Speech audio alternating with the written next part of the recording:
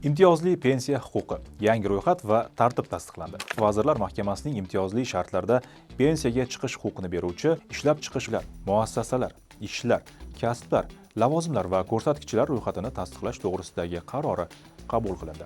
Xo'sh, endi nima o'zgaradi? Endi tashkilot, kasaba uyushmalari yoki xodimlarning o'zi ham ish joyini undagi og'ir yoki zararli mehnat sharoiti tufayli imtiyozli pensiya ro'yxatiga kiritishni taklif qilishi mumkin.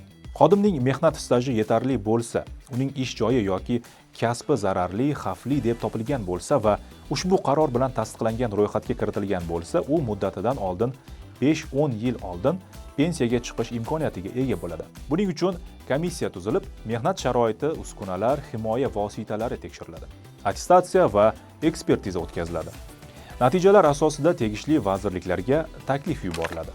Bu qaror nima beradi? Ilgarigi subyektiv ro'yxatlar bosqichma-bosqich yangilanadi. Xavfli va zararli sharoitda ishlayotganlar huquqi himoya qilinadi.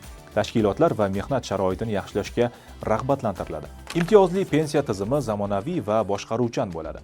Oddiy qilib aytganda, ushbu qaror og'ir va salomatlik uchun xavfli bo'lgan ish joylarida mehnat qilayotgan fuqarolarga qo'shimcha ijtimoiy himoya beradi. Unutmang, imtiyozli pensiya huquqini olish bu faqat ro'yxatda turish emas, mehnat sharoitining real bahosidir.